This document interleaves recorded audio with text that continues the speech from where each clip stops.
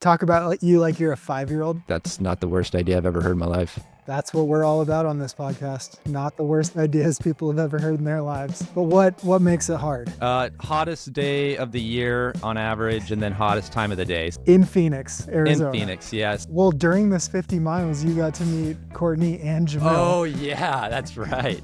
And I was like way starstruck. It was the first time I met either of them. And then I was like, what did I say? It was silent. It was 2 a.m. and out of nowhere you said, I just want to say, guys, it's an honor to be running with you all right now.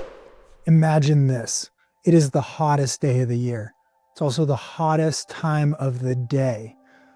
And you're signed up for a 3-hour race during that hottest part of the day. Oh yeah, and you're in the hottest city in America. Well, that's what Bryce Brooks just did. And like 200 other people, a number of people did this race. Kudos to all of them. But you know what? They're not a 3-time winner like Bryce Brooks. He is our guest today, and we talk about the Circle of Hell run, where you run 3 hours worth of 1 mile loops in, it's usually 100 plus degrees up to 110. We get into all that, but it is a really funny event that they put on. It's by the Royal Order of the Desert Rats. Check them out, even more funny. So it's just a very interesting thing where it's all about the challenge. The fire department called to make sure that they were safe and everything. So it's just a really interesting event. I get into that with Bryce. We talk Cocodona. We talk his funny story of meeting Courtney Dauwalter. We talk about Jamil Coury and some interesting, funny stories about him. We talk about should elites get pacers. We talk about the inaugural year of Cocodona and how crazy that was for me. Bryce has been with it, with me, with the show, with the podcast through thick and thin, and he's a great athlete himself. So we're long overdue of having him on. And so this is going to be one of those episodes where we jump around a little bit. We start with the Circle of Hell race, which is really, we all hope that we have one thing that we're amazing at. And Bryce definitely has that. He's amazing at this run. It is his Super Bowl. So take some notes. Maybe David Roach will listen to this podcast and you can always send it to him and say, hey, David, here's some great heat training strategies for your next race. And maybe he'll apply them, or maybe Bryce can coach David for Western States next year. You never know. But I hope you enjoy this episode. It's a really fun one, and we have so much good content coming down the line that's going to be trickling out during my Appalachian Trail record. It's going to stay 2 episodes a week because I'm insane and take on so much work, but these are going to be awesome episodes. I'm interviewing past FKT holders on the AT, people involved in the AT, top tier coaches, fellow FKT holders, people who have attempted the record, just all kinds of, I'm going to have myself on because I'm doing it, but it's going to be really fun to listen. And then there's going to be some live updates. I can't release anything yet with this, but it's going to be really entertaining. It's like nothing another brand has done before. Unlike anything another brand has done before. I think that is how you should say it. But how do you want to support all this? Because I'm going above and beyond, but let's be honest. So patreon.com/freeoutside. That's a great way if you want to throw $5 a month. That really goes a long ways. I have upgraded microphones twice to have more of a travel thing so I could get more of these guests while I'm on the road. I've also upgraded the camera and stuff, and I'm currently staying in a cabin in Montana because I have great friends. So shout out to Carrie and the Ken Singer family, because man, without a place to land, I'd just be living in one of my 2 cars. Also, if you want to buy a 2008 Ford Escape that doesn't have power steering, but it is a hybrid, hit me up because I've got the car for you. This will be coming out before I'm on the trail, but I will be within a week of getting out there. So 5 stars, always like, subscribe, send it to your friends. You know, all the good stuff that all the other podcast hosts say. I'm saying it because it must work for them if they keep saying it. All right, here is our episode with Bryce Brooks. Today on the Free Outside podcast, we are joined by the one person who's probably the best in the heat of anyone I've ever met. And you recently won the Circle of Hell run, right? Yeah, last weekend, last Saturday. Yep. What is it? So tell us what this stupid thing is. So it's not a race. I'll say that first and foremost. It's been going on since 2019. Clint Green started it. So it's basically like a perfect 1 mile loop on trail at South Mountain in Phoenix, just south of Phoenix. And yeah, it's all trail. And then you kind of come back through and there's a 1/4 mile stretch that's like a crew row. So kind of like Javelina 100 style. And people set up pop-ups. There's like, I mean, this year I want to say there was at least 200 people out there, plus crews. And basically it's a 3-hour fixed time, as many loops as you can do in 3 hours. And so it sounds super easy. All you do is run for 3 hours on this 1 mile loop. You can see your crew every hour, but what makes it hard?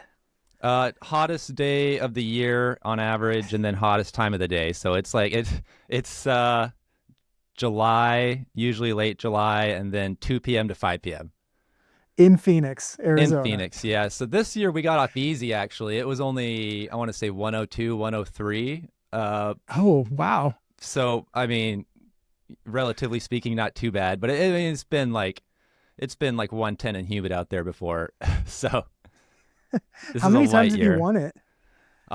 So I've done it 4 times. I've won 3 times, and then you can't really DNF, I guess, technically. It's a fixed time race, but I rolled my ankle on one of them and just like sat around moping. Wow, that's impressive. So you have more wins than anyone else with that race? If it's going on since 2019, for now, yeah. Yeah. Wow. And you said that there was good competition this year. Yeah, this year we had some heavy hitters come out. I mean, there's always some fast guys. Like last year, his name, I'm forgetting his name right now, but he was like Badwater training. There are always people who are like, there's like been 220 marathoners. This year there was like an all-American track guy, which I had no idea.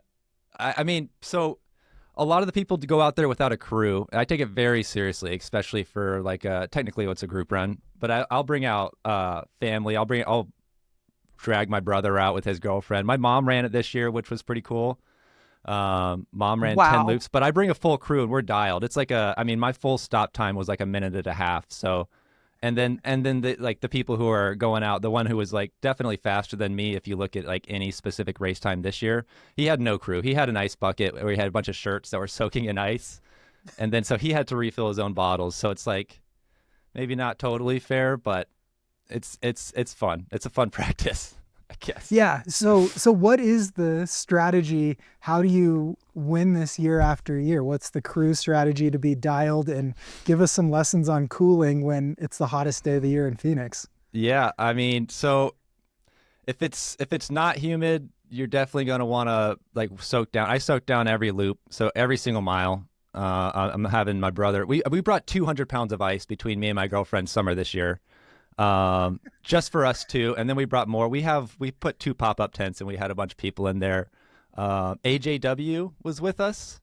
Wow. And he brought out a kiddie pool and we filled that up with our extra ice and water.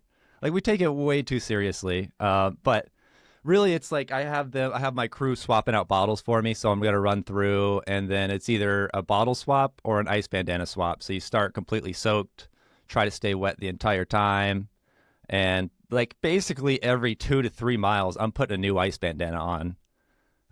Wow. So it's a lot of cooling. I mean, I like at the start of it, I was like painfully cold, like standing on the start line, like I was almost like shivering.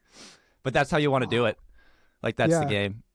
Do you have a strategy? So you're racing for 3 hours and there's people faster than you. People are probably going to go out faster, but do you just go out next to them and hope it works? Well, if you're running Circle of Hell, it's almost like a guaranteed negative split. Like, it's so borderline impossible to run a positive split out there just because your body temperature is just slowly cranking up the whole time. So it's a pretty safe bet on some carnage. It's like if you're looking at Javelina and it's like it's going to be a record-setting year, it's like there's going to be carnage. So I've got some historical splits. Each loop is like a little over 100 feet. So like you get a grade adjusted pace on Strava.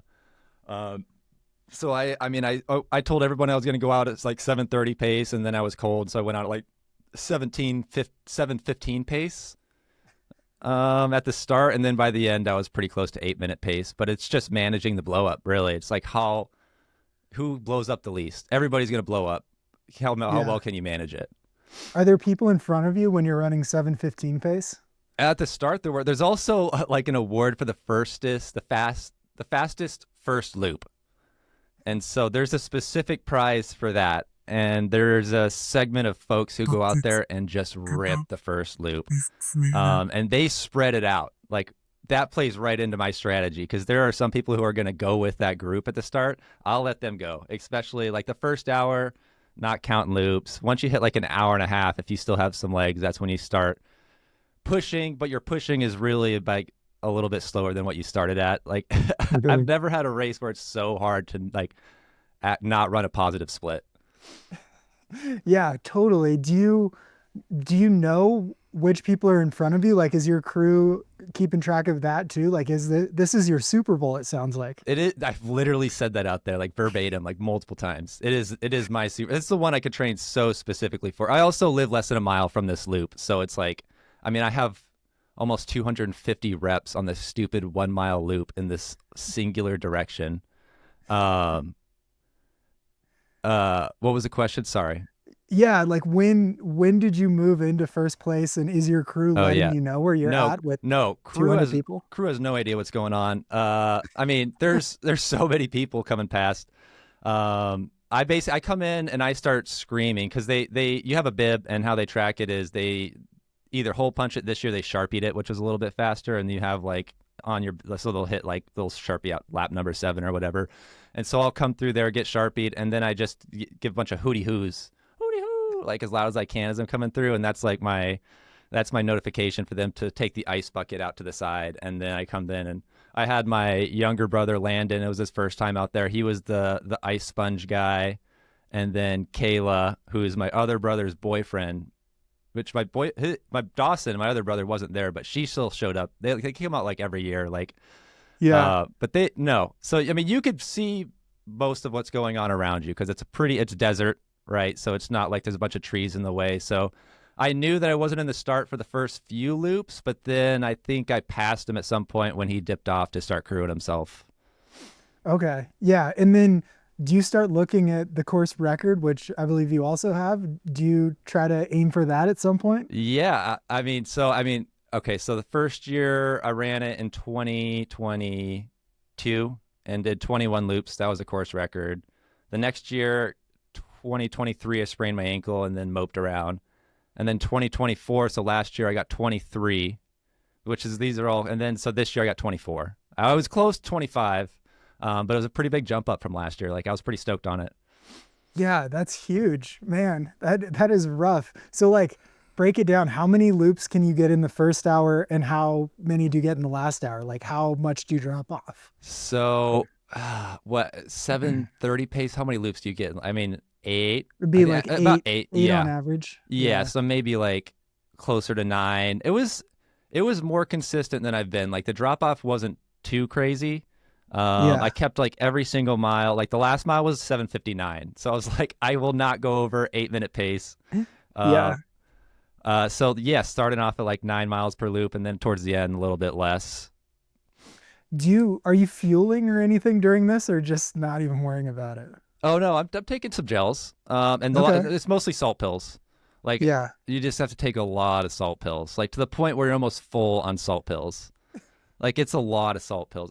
I mean, the ones I have, I take 2 at a time, and I was probably popping them like every other loop. So like 48 salt pills. I don't think it was that many. Maybe it wasn't Oh that my many. God. It was more than 20, Yeah. less Oh than my 40. God. And then are you getting like a headache or something because it's so hot and I you're running in have, it? I have before. So last year when I ran it, I finished in Aaron Barber, who's another race director here at Aravaipa. He had a kiddie pool, and it was gross by the end of it. Like it was like brown with dirt and sweat. But I couldn't even stand up. And then the ground is too hot to lay down anywhere. And so like the only place you can lay down. So I just curled up in the fetal position and like in his sweat pool last year, completely destroyed. This year was a lot better. I think I drank a lot more water and managed the dehydration better. So I wasn't like borderline rhabdo at the finish. But Yeah, yeah, so man. Like this whole What's thing the is like unofficial, and like it's so now. So when I mentioned before, like Clint Green started it in 2019, it's been passed Mhm. on to an unofficial group called RODER, Royal Order of Yeah. Desert Rats, and so they're the ones who put this whole thing on, and like the awards are probably some of the coolest in ultra running, to be honest with you. Like this year, it's like it's a giant devil skull with like a dead dying rat in its mouth, like coming out of its mouth, and it's like really big. Like they go all out with it. Um, Wow. but unofficial, completely like a little bit. I mean, it's running in Phoenix in like 110 degrees, so we get some eyes on it. I think Fox News came out last year for it and did like a little piece. I mean, it's very like everybody out there knows what they're in for. Everybody out there is pretty proactive with like cooling and everything. And then the cool part about this is that you're never more than half a mile from a trailhead, from water, from your crew, Mhm. and you're always in earshot of other people because there's 200 people on a 1 mile loop course. So the Yeah. optics of it, like we have to be very careful. And so Yeah. like even this year, like the fire department came out beforehand. They're like, we know what you guys are doing. Just be safe. Call our local line if you need help, kind of deal. So it's like, yeah, I just like it sounds dangerous, and people out there who are listening might be like, this is reckless and irresponsible. But there are some thoughts being put into safety. Anyway, yeah, I just wanted to Yeah. mention that. Well, I mean, like every time someone goes out on a 20-mile run in the wilderness, there could be thoughts of recklessness as well. Well, So, for sure, for sure. You got to live your you've life, you through know? hiked, people ask you if you take a gun with you. Yeah, yeah, that is a question I got a couple times on the Arizona Trail. Yeah, So I'm curious before we move on, like yeah. on in the race, like what kind of carnage are you seeing? Are people just like death marching it in after an Mm, hour? Are people just like stuck in chairs? Like how does the heat wreck people? And I mean, it's a mile loop, so they can always self-extract, but right. what kind of stuff are you seeing with how hard this race is, I this run mean, is?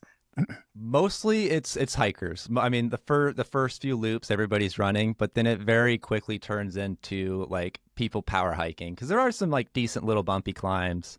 And so like with it being now as big as it is, like part of the challenge is like winding through people and like being considerate and not being that guy who's like throwing elbows with like grandmas. And so I did a lot of, I did a lot of yelling like coming in hot because you can't, I kept saying on your left, on your right doesn't work very well because then then it gets Yeah. confusing.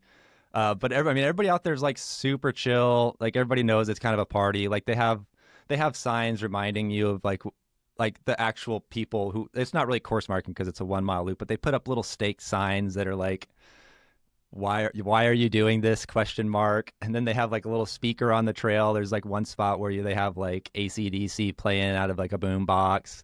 So I mean it's pretty lively, and like you're chatting with people, and like I feel like I know so many of the people out there. It's like at least like a quarter of the people I'm saying hi to on every loop. So I mean it's a pretty good vibe. Like it's pretty fun, Yeah. especially considering how miserable conditions are. Yeah. Are you like a celebrity at it now that you've won 3 times? Dude, somebody asked me to like take a picture with me who I hadn't met before, and that was pretty cool. It's so small and so niche, like not really, Yeah. but there are expectations. I mean, I have expectations of myself to perform at it now because I don't really have any excuses. Because I like in the lead up to it, I'll go knock out a couple training runs that are like 15 miles just doing this one stupid loop. But it's really nice you can like crew yourself out of your car because like the way it's like it goes, it's like a dirt path that parallels the trailhead for a quarter mile. So there's like parking spaces. It really is like a miniature javelina. Yeah, like a very miniature javelina. Very, yeah, like a What micro do you think is javelina. possible? How many loops could you get, do you think? Could you get past Uh 25? for sure, somebody's gonna hit a marathon for sure. It would take a good day, and it would take not the hottest temperatures.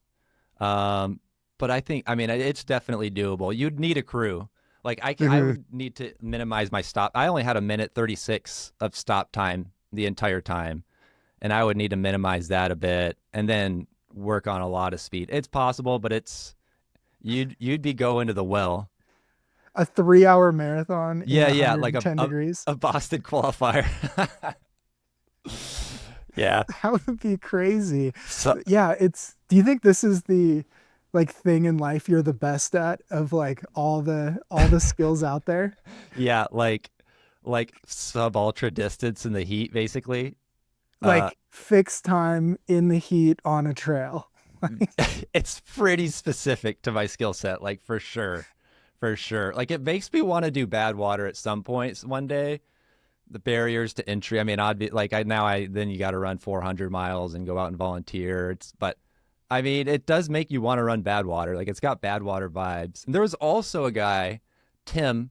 I forget his last name. His first name's Tim. He's a triathlete, and he pushes people in like this aerodynamic stroller type deal, and it looks like it's made of metal, and it looks really heavy.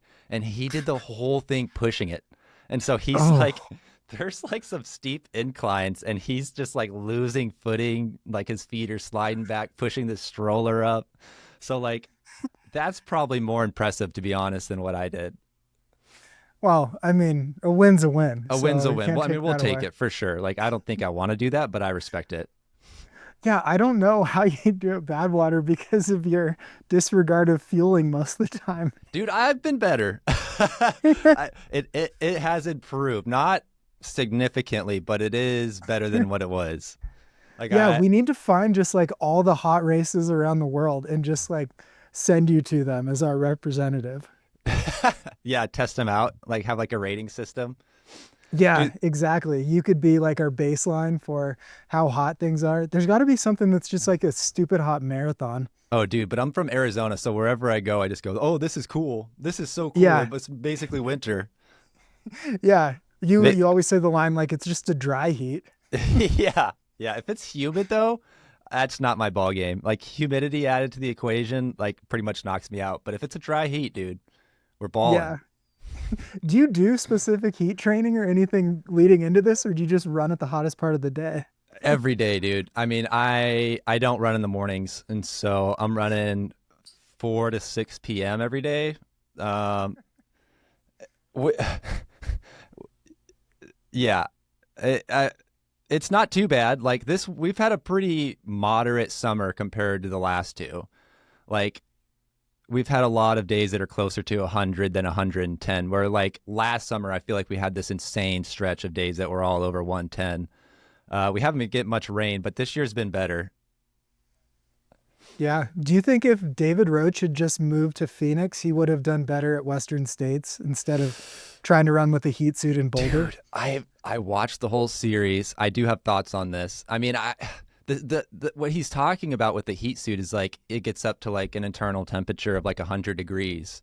But I mean, we can go out on like any given week and I can knock out like a 2 hour run in like 107 for free. It's free. It's free heat training, you know? Yeah. And then Yeah. and then mostly like every night when the sun goes down at like I mean, sometimes it like barely gets below 100 by like midnight, but it hasn't been like that this year. So I take my dog out Juice and we go run 2, 3 miles every night at like 9 p.m. once it's down to like lower 90s.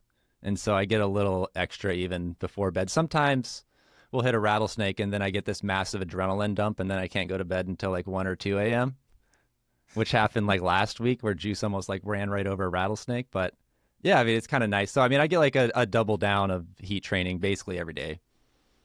Yeah. I mean, I think that's the thing that's missing a lot of the time from this big influx of heat training is everyone sits in a sauna or something like that or does indoor treadmill. But I think the active part of actually being in the sun is way different than just sitting in a sauna or sitting in Yeah, a hot tub. I think there is something to it. I think like the best possible heat training you can do is just ditching your AC in your car out here. Like I went a few years without an AC in my car, and like if you're gonna be sweaty anyways, like you could have the windows down and get a little breeze going, and like that helps. But dude, I say just roll the windows up and crank the heater up during the summer on the way to the trailhead and then on the way back. It's kind of the Jim Walmsley method. Like I might have got that from Jim Walmsley video, like when he's training for Western back in the day. But that might have been the most heat adapted like I've ever felt in my life. And like you get out of the car and it's like 105 and it feels like you're in like a freezer. Like you're so sweaty and you walk out and it's so much better outside and like you're already pre-warmed up. Yeah, dude. Yeah. No AC in the car is like I think like the cutting edge of where heat training is going to go. Yeah, and he started that, I think it was 2017 on the drive to Western. He didn't ever use his AC on the entire drive from Phoenix to Auburn or to Tahoe. Tahoe. Yeah, But dude. yeah, yep. And yeah, I was just thinking, yeah, it must get to be like 120 in your car on the way to the trailhead, and then you get out and you're like comfortable. Oh yeah, dude. Maybe even more. Like sometimes like the heater, having the heater on blows too much air. There's too much air movement. So it's like, it's cooler if you just turn it off completely and you just have stale air in there, dude. If you you can get that thing warm. I think there's something to it for sure. And then if you're doing that ball game though, like you have to take so much salt, dude. Like a lot of my nutrition for post run right now is like Vienna sausages and freaking Chef Boyardee raviolis, which is gross, but it's just what I crave. Like I just want that sodium. It's not I mean, I do eat like, I take my multivitamin, but I just crave those really like processed foods that are just completely jam packed full of sodium, dude. You're like salting your pizza rolls. Oh, anchovies on the pizza, dude. Yeah. Like, and then it's not like that in the wintertime, but I just like have these like animal like cravings for salt. Wow. Yeah. I mean, if you're even thinking that you might have had like 40 salt mills in Circle of Hell, that that makes sense. That's so much. I should have counted, dude. I just had like a Ziploc bag completely full, and by the end it was like half full. So I should have counted, but yeah, it's a lot of sodium.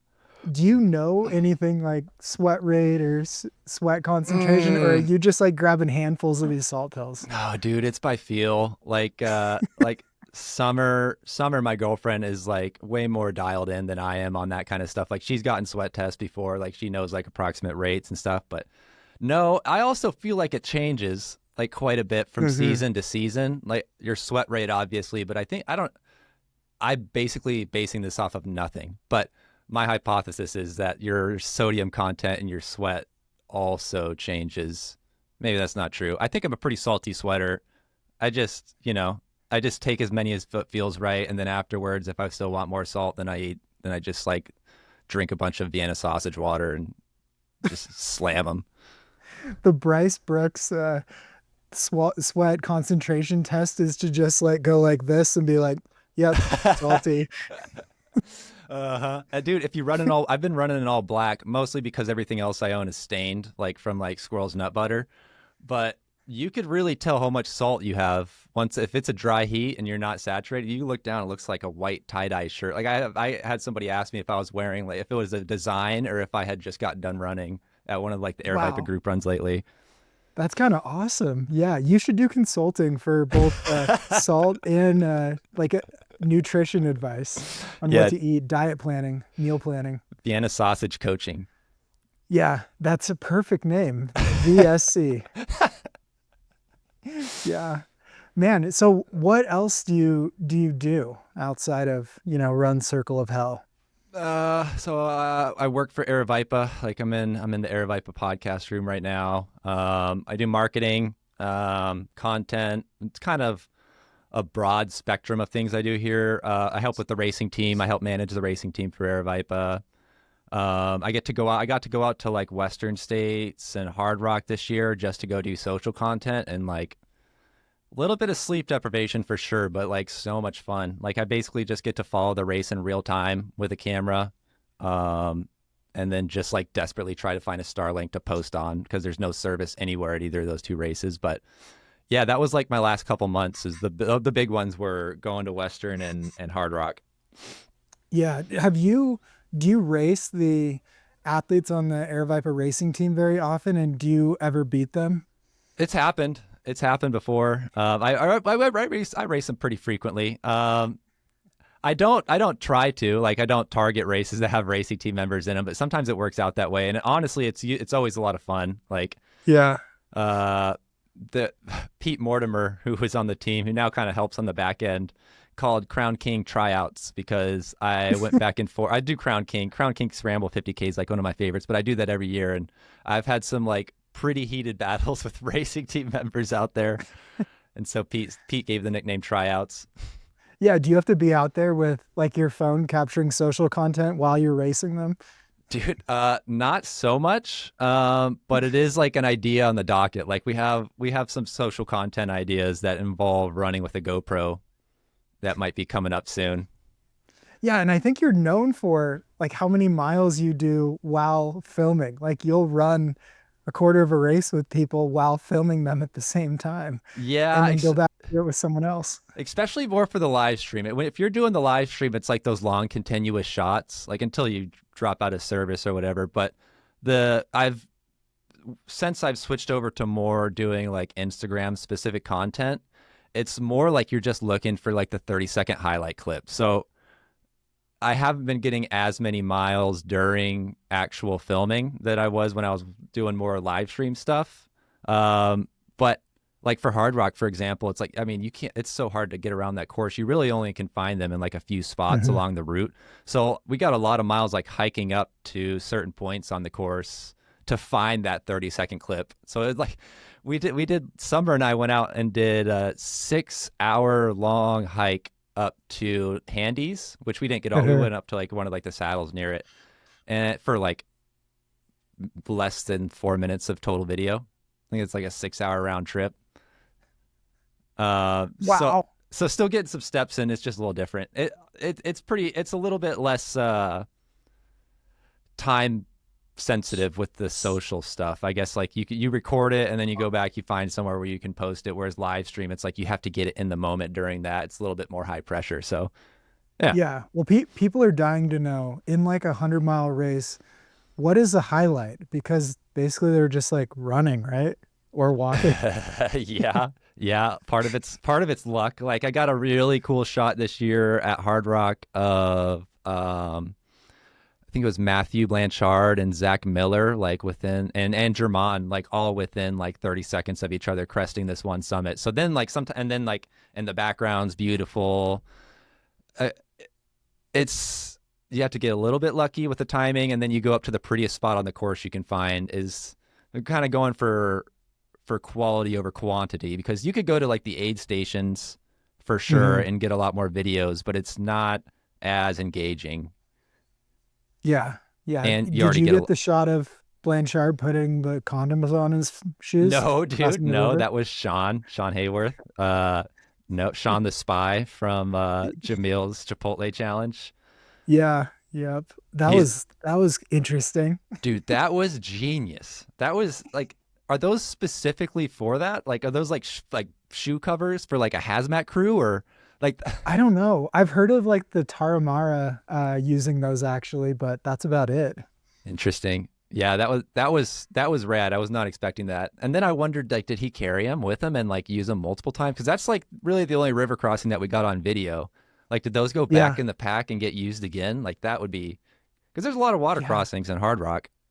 And do you practice that? Like, are you on a Mm, trail in Europe and then you just see a creek and you just go back and forth practicing pulling him out and putting him on? Because he was yeah. efficient. Yeah. Or a kiddie pool, like in the backyard. Oh yeah.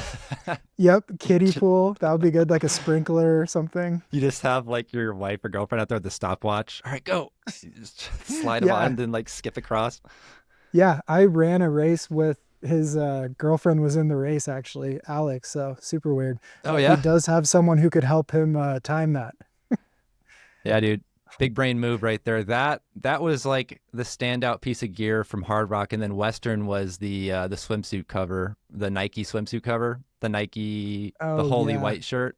Like that's I was pretty. gonna say snorkels were gonna be the Oh, gear, yeah, that's of Western. true. That's true. Chris Myers, that was such a cool move.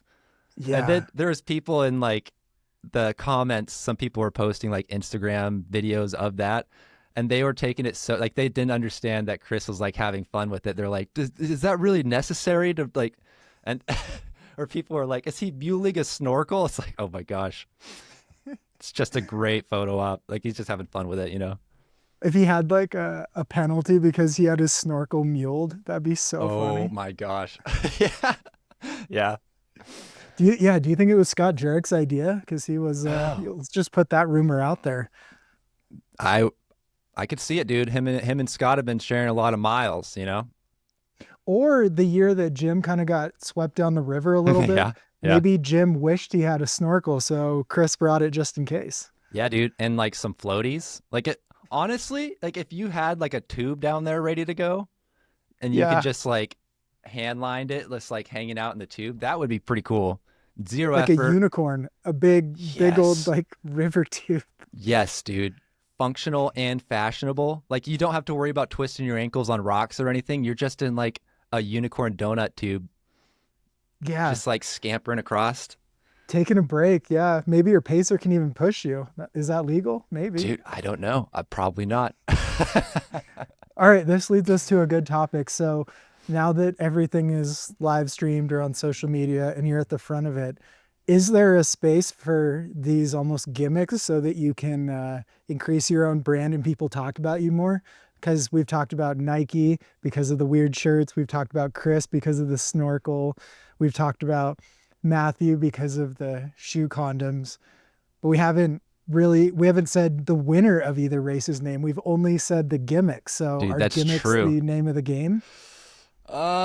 I mean, it could be, man. It's a good way to get your name out there, especially if like somebody like me who's not going to win Western States, like if I go out in the front pack to the top of the escarpment and then do something crazy, like I just burn all my matches to the top to get in first place. Yeah. And then you do something crazy, like I don't know, like I don't think you should be streaking or anything, or if you have like How about sparklers a or tearaway, like a tearaway, oh, like a sweatsuit, like in high school that you'd wear for sports? If like you just like ripped it off at the top of the escarpment. just go party boy like Chris Pontius at the top. Have somebody up there with like the speaker. Oh, dude, Yeah. that would be Because then sweet. you'll get talked about even if you fail at the race. Oh And yeah, you could just like walk it in from there and finish in 29 hours or something. yeah, totally. Like, and you might as well use like the real estate like on your skin to like paint something like worth writing. Like you Yeah. want to like Sharpie something on your chest when you get up there. Like your YouTube channel. Yeah. Yeah, dude, like that is some good marketing. You'd have a lot of eyes, to be honest. Okay. If you do that, I'll buy skin space and we'll put the Free Outside podcast on there. Dude, I'll save a spot for you. I'll save a good spot for you. Now I just need to get into Western States. Yeah. But yeah. Once that happens, then we'll make it happen for sure.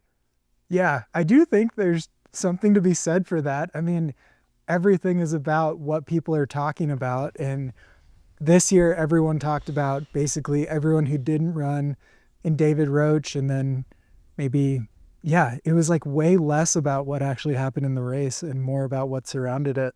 Yeah, like the lore and stuff. I mean, David Roche was pretty like he got a lot of eyes from those videos he was doing. Like he put himself out there and he got some criticism, of course, but like I respect himself putting himself out there and like getting all those eyes on him. Like that's good market. That's good for your brand, you know? I mean, like I hope he takes another shot at it, but I respect the fact that he was so open and transparent with all of his like with the bicarb, eating the bicarb out of the bowl, or like Hmm. the heat suit, like all like, and then running with the ankle weights.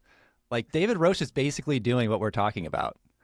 Yeah, Sh- yeah, You know, he made it. Yeah, and you've made it when they have satirical content about you like David Poach. I know yeah, yeah, and I like David was a good sport about it.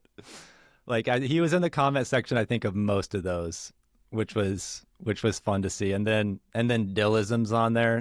Have you seen it, Yeah. dude? Oh yeah. I think it's been the biggest jump up this year of any year with this kind of content that's actually fun versus the Totally. really boring stuff that used to permeate the sport.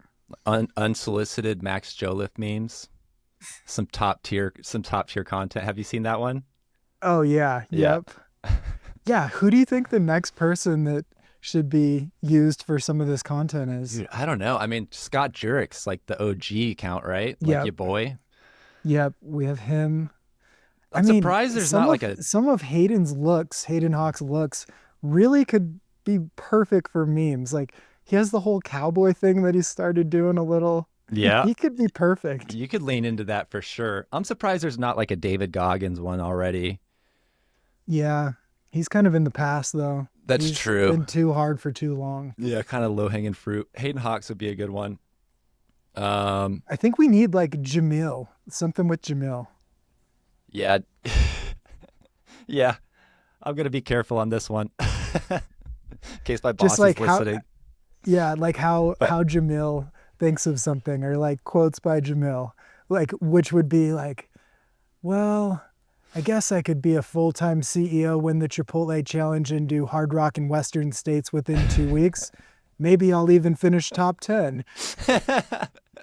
yeah, yeah. I mean, man, imagine what Jamil could do if he actually trained correctly. He just goes from like 0 to Chipotle challenge, which was like 200 plus miles a week, and then down to nothing, and then up like a little bit for Western.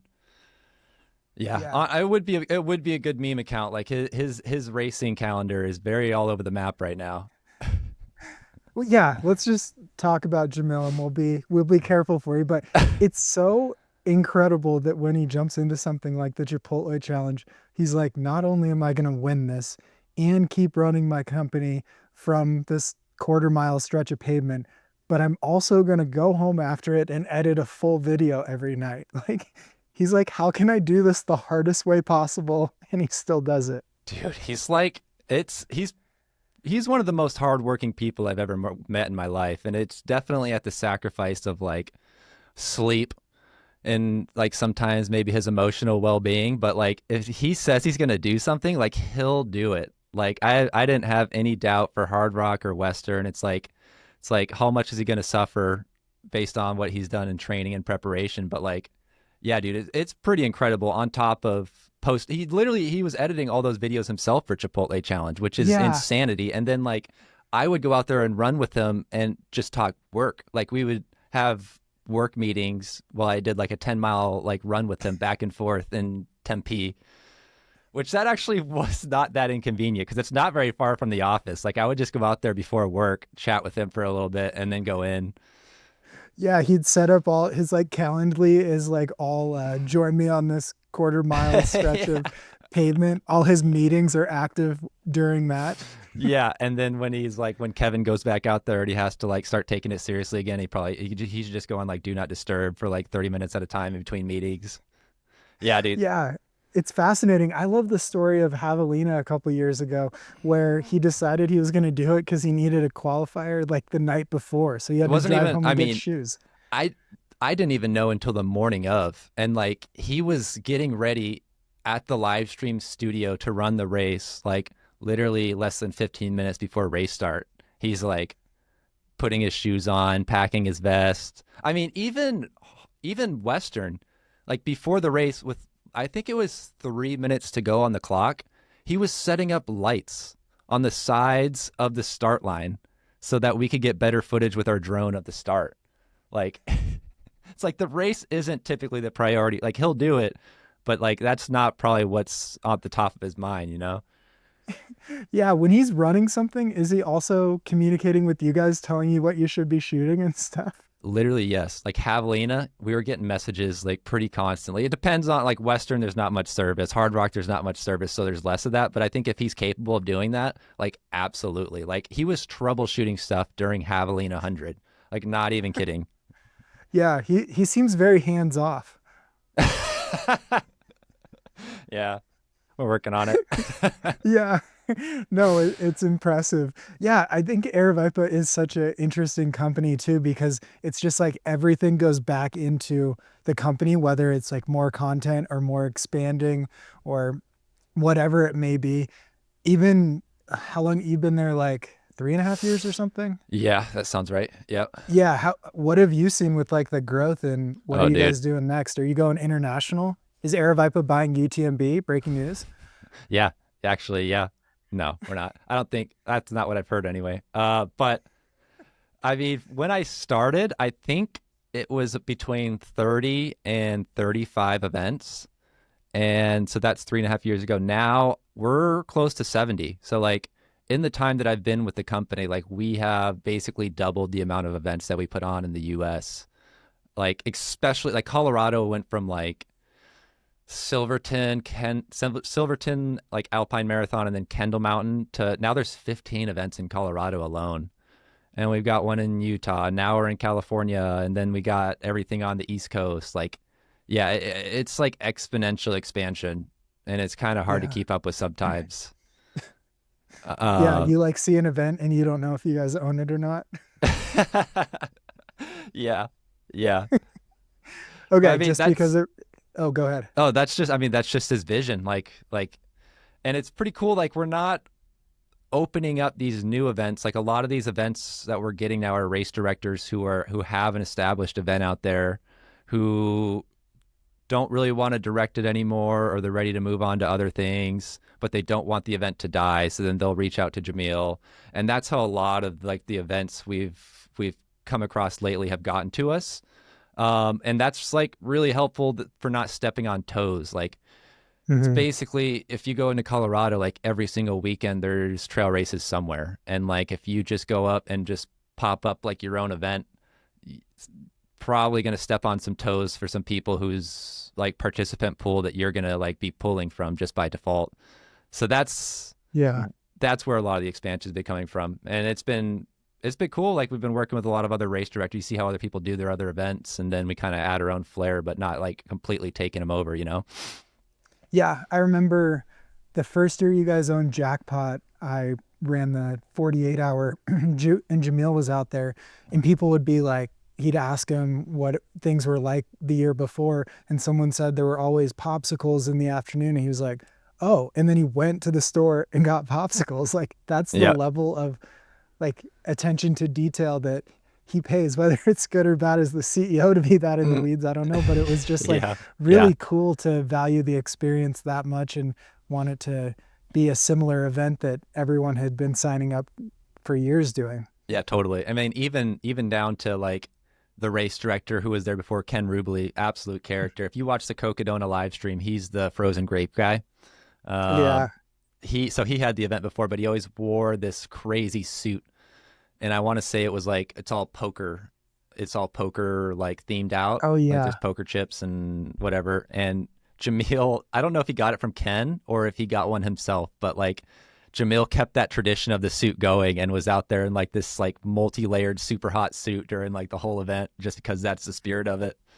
Yeah. Wow. That's awesome. Okay. So what are some of the most underrated Aravaipa events that you're surprised not more people do? Dude, I think the Dirt series is freaking awesome. That's like the Dirt series it's like 7 events that spread from fall to spring. So it's like through the winter in Arizona, like where a lot of other places it's not great running conditions. Like here it's perfect. It's like high in like the mid 60s. So those are what got me into it pretty much. Like so Maricopa County parks, there's first ones like Cave Creek, Thriller, Pass Mountain. Okay. They're all desert parks. Some of them are looped. Some of them are like one big loop. McDowell Mountain Frenzy is probably the most popular one of them. Outside of that, Crown King Scramble 50K is like my all-time favorite.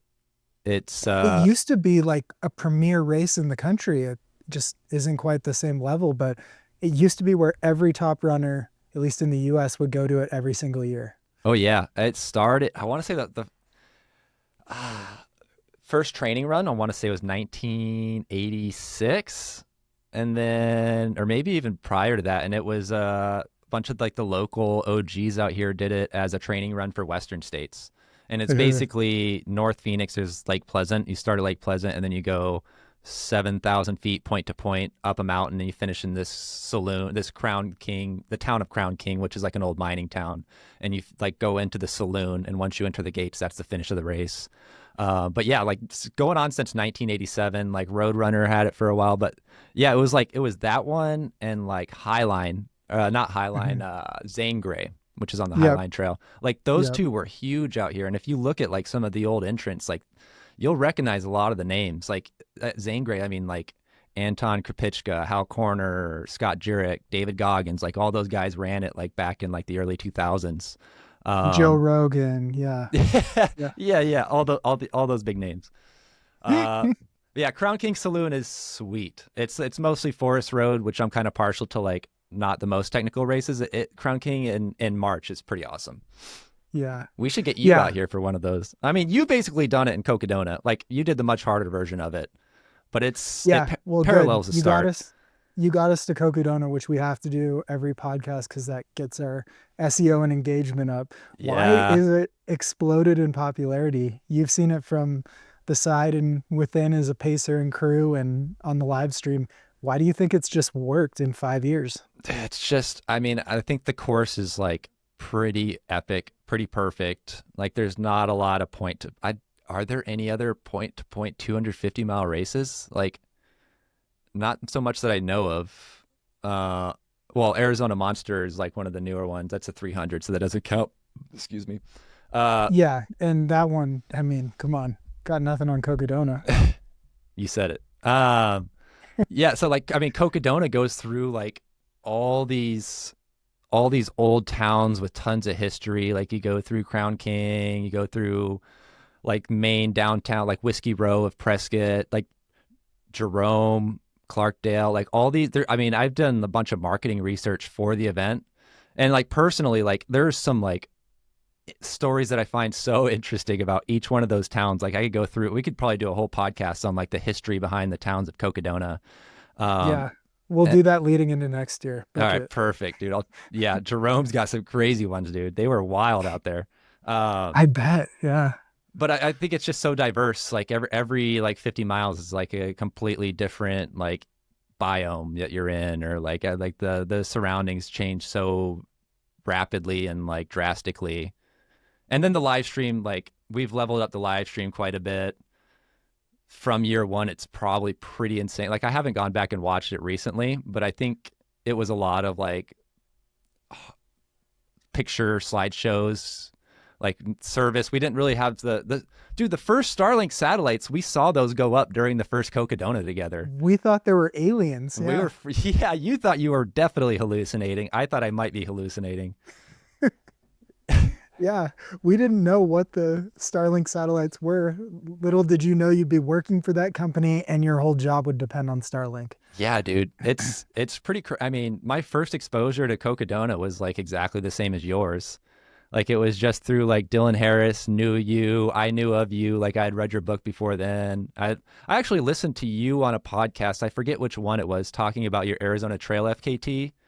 Mm-hmm. Well, you were drinking like a PBR during the podcast. Like it was great. And then I was like listening to it while I was hiking the Arizona Trail, like through the sections that you were talking about. And that was just prior. Anyway, so Dylan introduced us, and then we basically just met in Prescott. And I saw you running by. I was like, "Are you Jeff?" And you're like, "Are you Bryce?" I'm like, "Yeah." And then we just ran for the next 20 hours together. Yeah. After your house had just burned down. Literally like the week before. Yep. My house burned down, and then I wasn't going to do it. And then I was like, I need to do this for my own sanity. And also like, it seems like fun. And then, yeah, I mean, that was so wild. That first year was so crazy, dude. Yeah.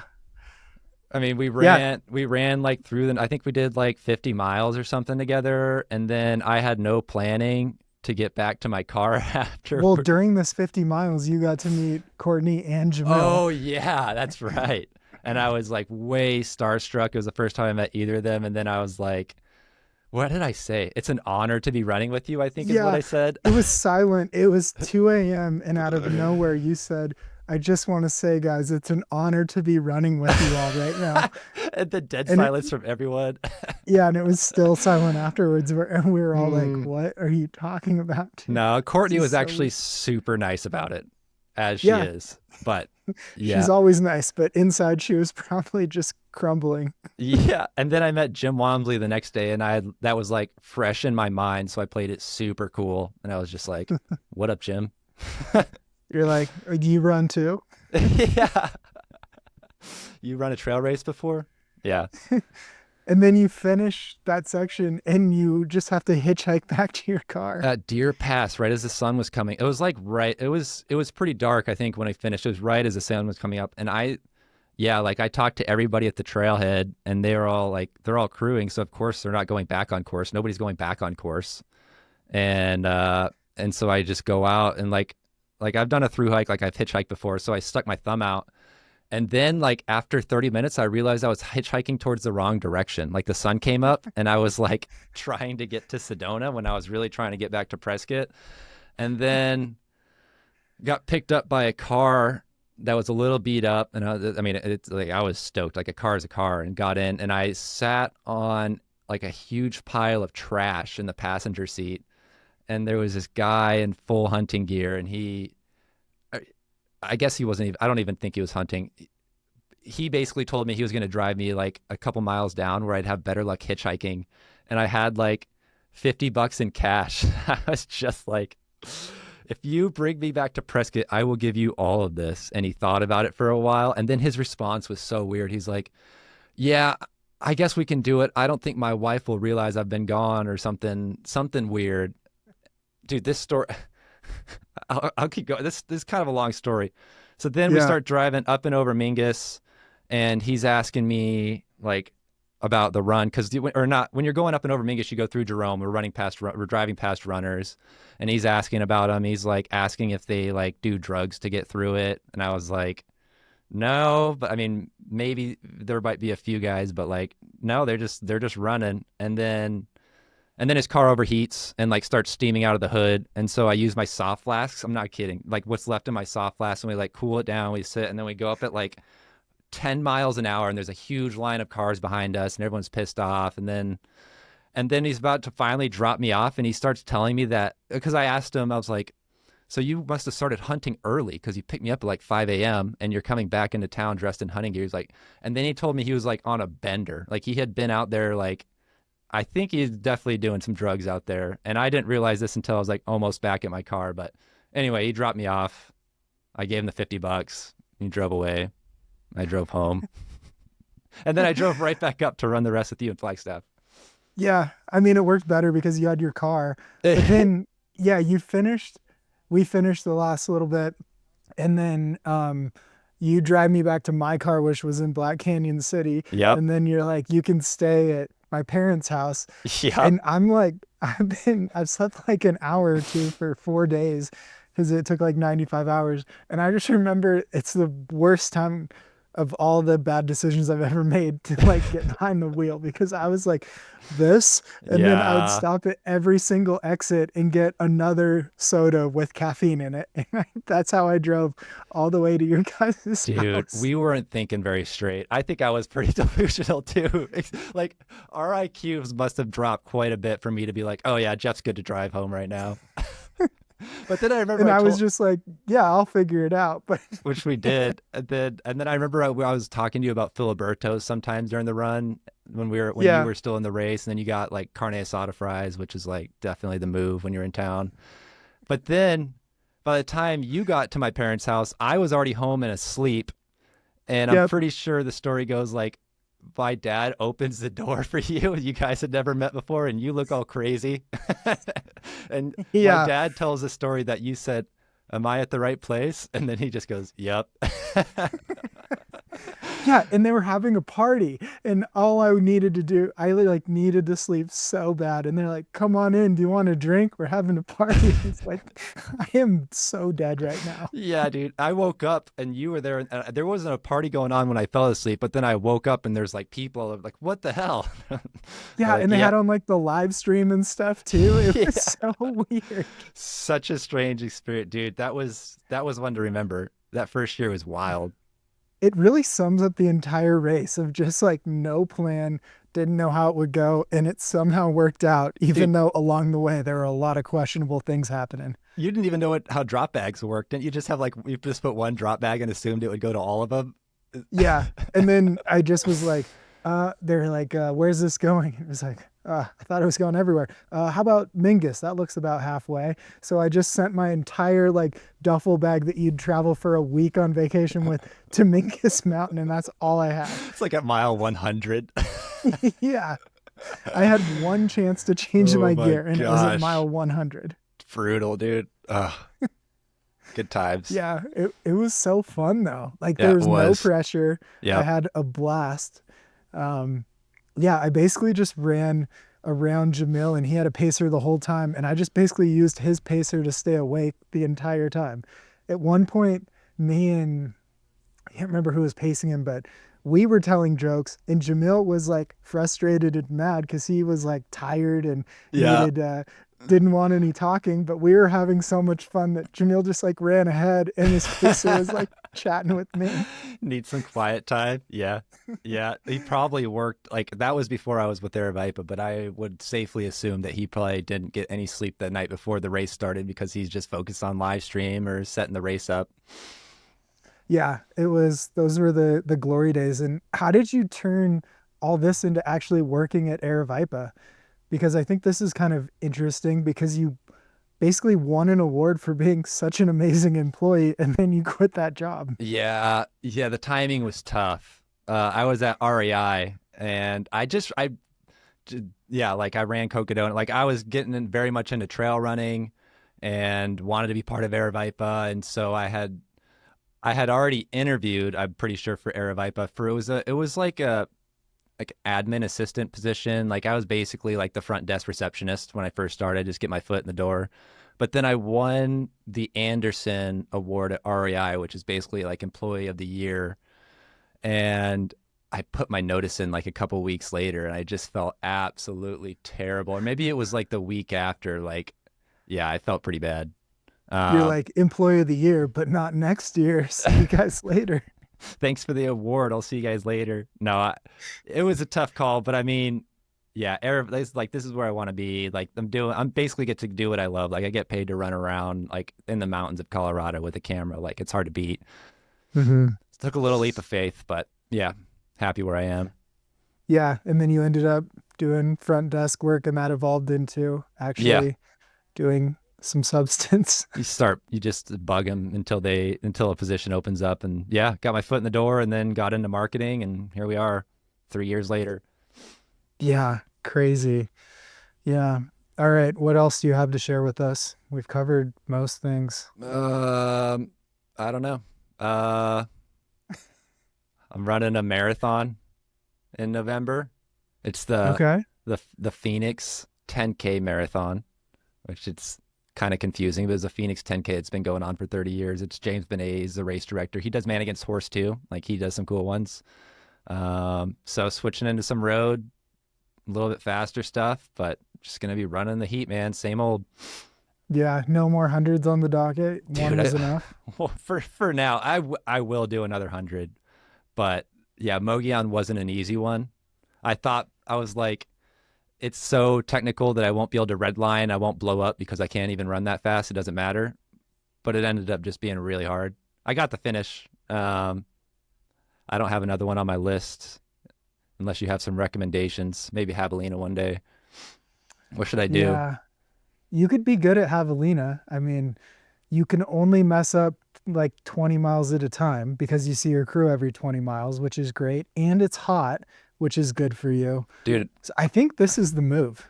I might need a Craigslist crew because at Mogollon, I was crewed by Summer, my girlfriend, my family, like my mom was out there.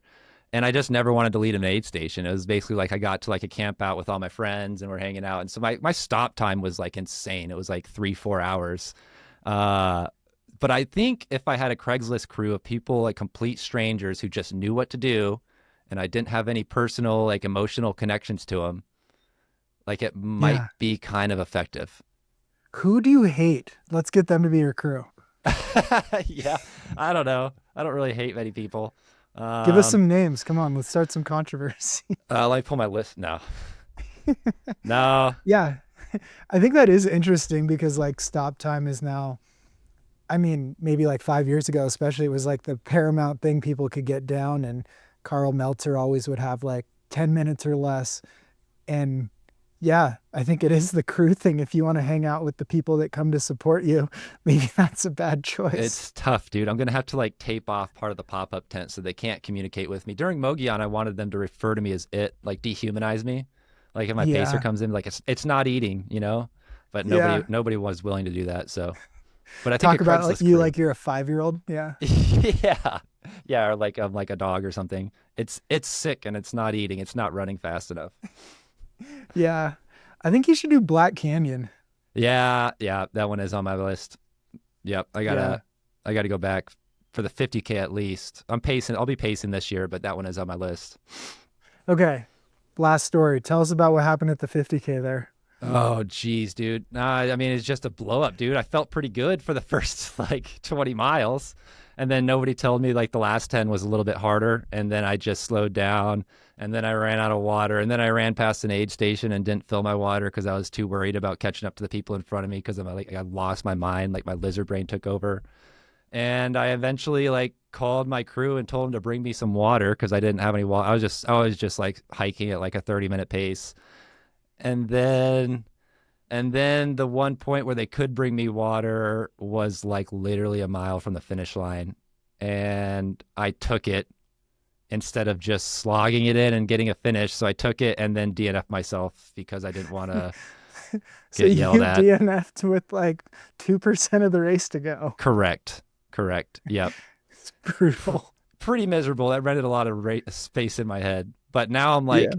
I'm definitely not DNF or die. But now it's like, that was way more painful than what it would have been just walking in that last mile is like dealing with myself afterwards. Poor Summer.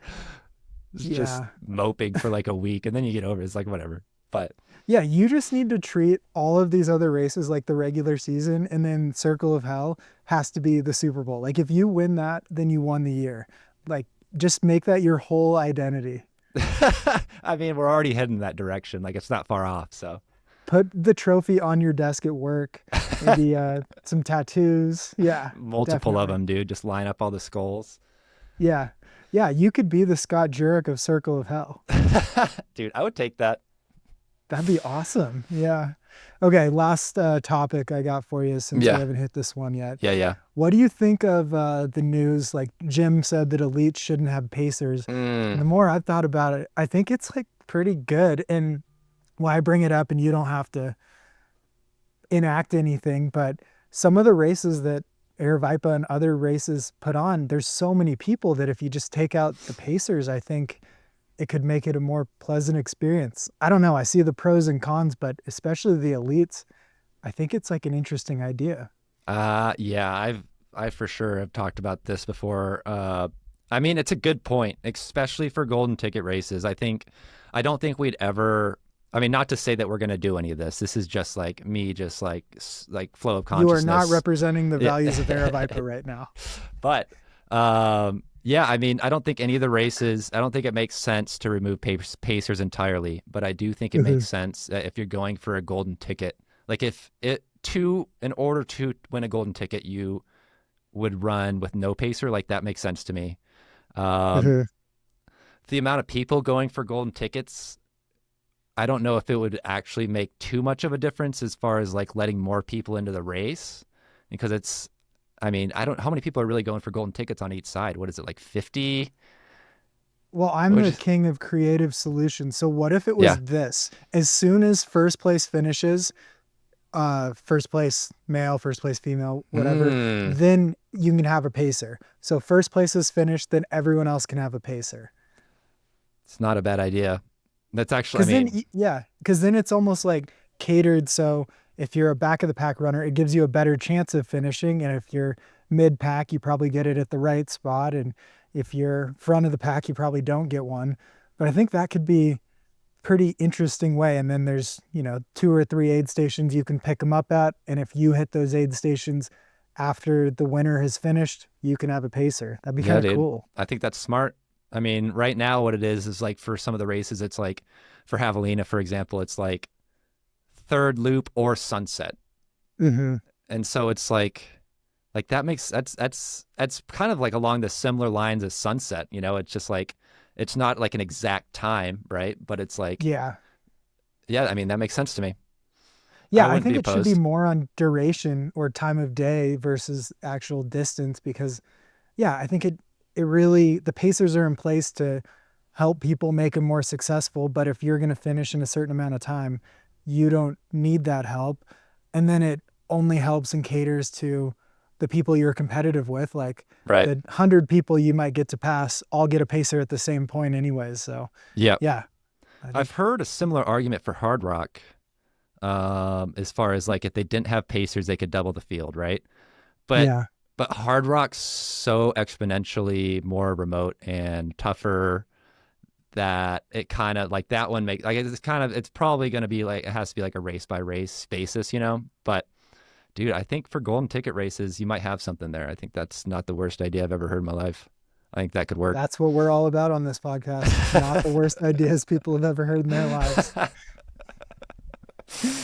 Awesome. Well, thanks for joining. This was awesome. Yeah, man. Thanks for having me. Down to chat whenever, man. You know it. No, we'll do we're going to do a history lesson going into Cocodona. That's book it. That would honestly be a lot of fun. I have like a whole document of stories all ready to go. Yeah, totally. Yeah, that'd be great. Yeah, you're like the host and I just ask dumb questions along the way. Perfect. Awesome. All right. Thanks. Thanks, Jeff. Thank you for listening to the show. I just got to thank our sponsors because without them, I would be even poorer than I am and more homeless than I is. So we have Janji, Janji. Some people call it Janji, but it doesn't matter. Janji.com. I always like to think of it as John G, but not spelled that way. But Janji.com. Tell them I sent you. They have the Ultra 5-inch shorts, AFO Ultra shorts, 5-inch. Those are what I'm wearing for the FKT. Why? Because they have pockets. They have good pockets. Some shorts have bad pockets. And I think that's like a really disservice to the pocket industry is you got to get your pockets right. And Janji really does that.